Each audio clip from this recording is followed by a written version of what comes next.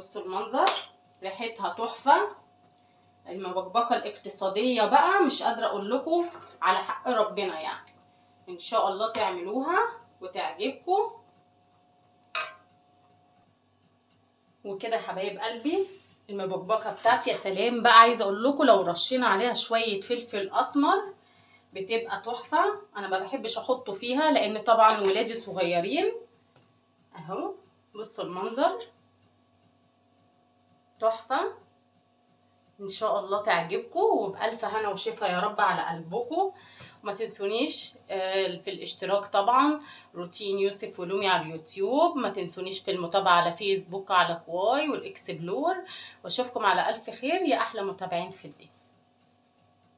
بصوا المنظر، ريحتها تحفه.